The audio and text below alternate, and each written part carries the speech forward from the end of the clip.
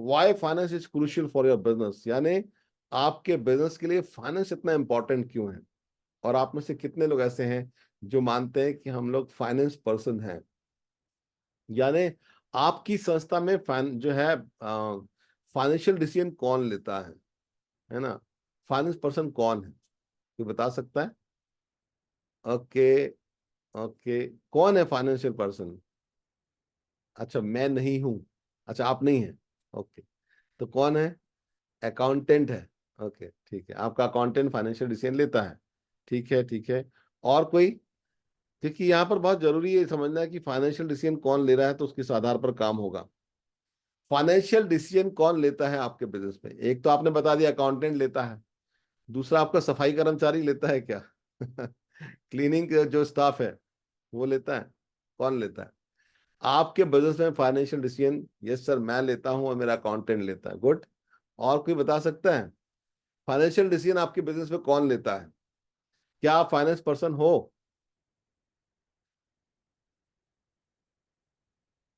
Financial person. Accountant लेता है sir. Okay, very good. आपका अकाउंटेंट, आपका मुनीम, ओके, वो आपका फाइनेंशियल डिसीजन लेता है। Okay, very good. और कौन लेता है। ओके, मैं बताऊं। ठीक है, मैं ही बता देता हूं। आपके बिजनेस में फाइनेंशियल डिसीजन कौन लेता है ये भी मैं बताऊंगा, आप बताएंगे अपने बिजनेस का। यहाँ पर बहुत सारे लोग हैं, मैं चाहता हूँ एक बार वो लोग बताएं कि फाइनेंशियल डिसीजन कौन लेता है। मुकेश जायसवाल साहब हैं यहाँ पर, प्रकाश महाजन जी हमारे साथ में हैं, कृष्णा जी हैं, दिनेश जी हैं, आकाश जी हैं, संगीता मैडम हमारे साथ, श्रद्धा मैडम, कितने सारे लोग हैं, रंजना मैडम है, हाँ, हेमराज सर भी हमारे साथ, बहुत सारे लोग हैं। तो आप बताओ ना कि आपके बिजनेस में फाइनेंशियल डिसीजन कौन लेता है। इतने सारे लोग आज बैठे हुए हैं हमारे साथ में, तो आपके बिजनेस में फाइनेंशियल डिसीजन अकाउंटेंट तो लेता है, आपने बताया। और कौन लेता है, अकाउंटेंट लेता है। ओके,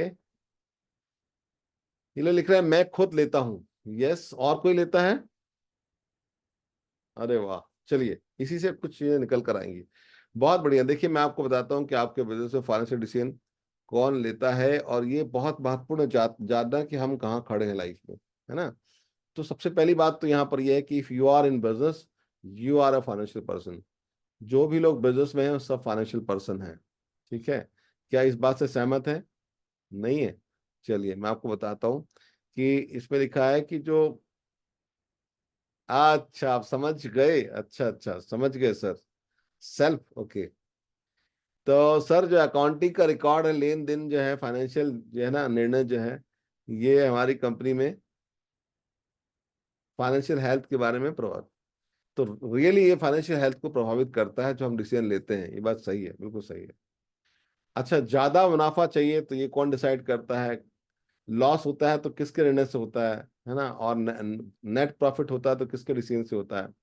हमें आज बताइए आप लोग की जो है सबसे बड़ी बात की पॉइंट्स इसके हम बात करने वाले हैं कि आपका जो डिसीजन है वो आपके बिजनेस के जो प्रॉफिट है या उसका जो लॉस है उसको प्रभावित करता है क्या। करता है। अच्छा, आपका जो सेल्समैन है, आपका जो सेल्समैन है उसका डिसीजन आपके बिजनेस को प्रभावित करता है क्या। करता है। ओके। आपका जो प्रोडक्शन वाला है, जो प्रोडक्शन कर रहा है, उसका डिसीजन आपके बिजनेस से मायने रखता है क्या। उससे लाभ हानि हो सकती है क्या। हो सकती है। गुड। आपका जो स्टोर में बंदा है उसके डिसीजन से बिजनेस में फायदा नुकसान हो सकता है क्या। कोई सामान तोड़ दे, घुमा दे, कुछ सामान एक्स्ट्रा कहीं से ले आए, फायदा नुकसान हो सकता है। डिपेंड करता है। Okay, great. आपके बिजनेस में जितने भी लोग काम करते हैं सबका डिसीजन, सब फाइनेंशियल जो है डिसीजन लेते हैं। अरे वेरी गुड, सब A to Z सब। अच्छा, कैसे बताइए। आपका क्लीनिंग स्टाफ भी लेता है क्या। पहले एक एग्जांपल लेते हैं। एग्जाम्पल ये है कि अगर मान लीजिए कि आपका कोई प्रोडक्ट 100 रुपए का है और उसको जो है आपका कस्टमर 80 रुपए में मांग रहा है और उनको 1 लाख पीस चाहिए, तो 20% जो है छूट वो मांग रहा है। अगर आपके सेल्समैन ने 20% छूट दे दी तो क्या आपको फायदा होगा, नुकसान होगा। यस। अगर वो 140 रुपए का, अगर वो मान लीजिए प्रोडक्ट आपके पास 60 रुपए का आया है, 40% मुनाफा है, 20% दे देंगे तो 20% फायदा होगा, लॉस नहीं होगा। Okay, good.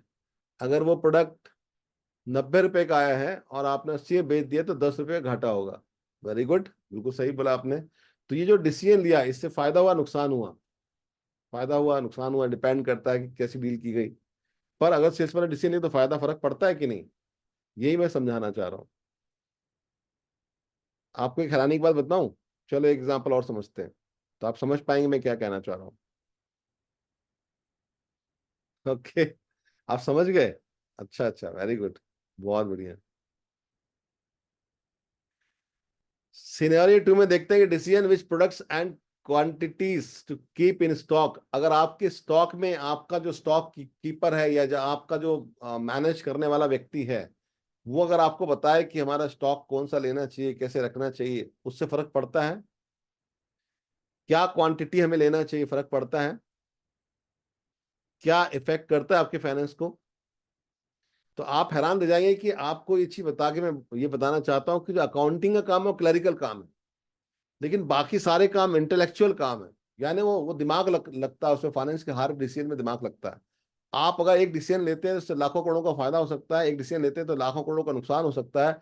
आपके बिजनेस में आने वाला हर व्यक्ति, चाहे वो सेल्समैन है, चाहे वो प्रोडक्शन मैनेजर हो, चाहे वो स्टॉक देखता हो, स्टोर कीपर हो, चाहे वो किसी भी कैटेगरी में आता हो, वो सब के सब जो भी निर्णय लेते हैं उसमें या तो नुकसान हो सकता है, फायदा हो सकता है, वो सब के सब इंपॉर्टेंट है। सबके सब फाइनेंशियल जो है ना डिसीजन मेकर है, सिर्फ सफाई कर्मचारी को छोड़ के। और मुद्दे की बात यह है कि आपके अकाउंटेंट को छोड़ के। सबने लिखा था ना कि फाइनेंस का काम अकाउंटेंट करता है। अकाउंटेंट सिर्फ लिखा पढ़ी करता है, जो डिसीजन लिए गए उसको लिखता है, रिकॉर्ड रखता है उसका। अकाउंटेंट का रोल नहीं है फाइनेंशियल डिसीजन लेना। क्या कभी आपका अकाउंटेंट डिसीजन लेता है कि आप कितने का बेचे, कितने का नहीं बेचे? तो आपके अकाउंटेंट को आप समझते तो हो कि फाइनेंशियल बंदा है, फाइनेंस का वो जो है, मतलब वो फाइनेंस देख रहा है हमारा, लेकिन वो खाली फाइनेंस का रिकॉर्ड रखता है। डिसीजन आप सब लोग ले रहे हैं, आपके हर कर्मचारी ले रहे हैं, तो कितना ही संजीदा मामला है। अकाउंटेंट को छोड़कर आपकी कंपनी में हर कोई फाइनेंस पे डिसीजन ले रहा है। अकाउंटेंट की भूमिका जो है ना, उसका काम सिर्फ काम की गणना करना है, अकाउंटिंग करना है।